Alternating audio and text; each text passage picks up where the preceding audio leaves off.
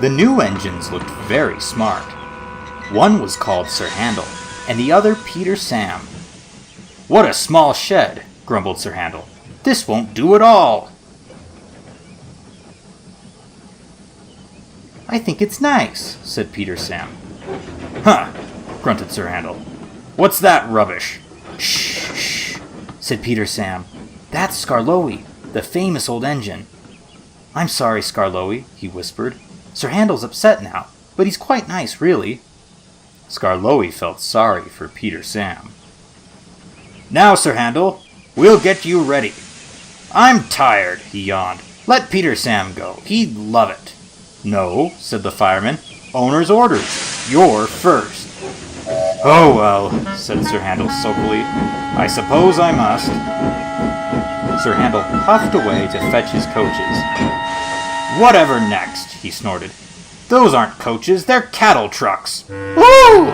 screamed Agnes, Ruth, Lucy, Jemima, and Beatrice. "What a horrid engine!" "It's not what I'm used to," clanked Sir Handel rebelliously, making for the station.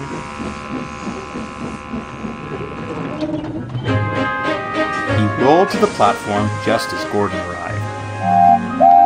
"Hello," he said. "Who are you?" "I'm Gordon. Who are you?" "I'm Sir Handel."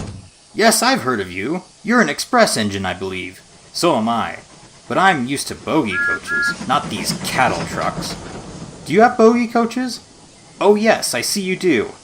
"We must have a chat sometime." "Sorry I can't stop. Must keep time, you know." And he puffed off, leaving Gordon at a loss for words. Come along, he puffed. "Cattle trucks! Cattle trucks!" grumbled the coaches.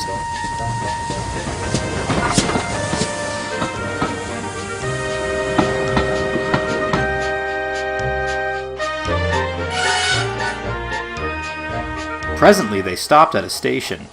He was cross. "We'll leave the coaches," said his driver, "and fetch some trucks from the quarry."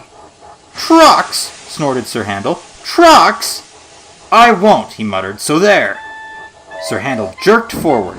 He lurched, bumped, and stopped. "Told you," said Sir Handel triumphantly. They telephoned the thin controller. He came up at once with Peter Sam and brought some workmen in a truck.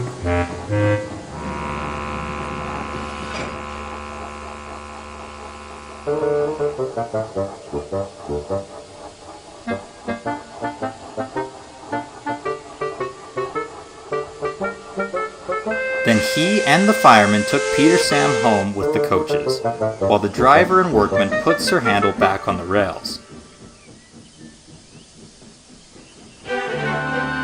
Sir Handel did not feel so pleased with himself when he crawled home and found the thin controller waiting for him. "You are a very naughty engine," he said sternly. "You will stay in the shed till I can trust you to behave."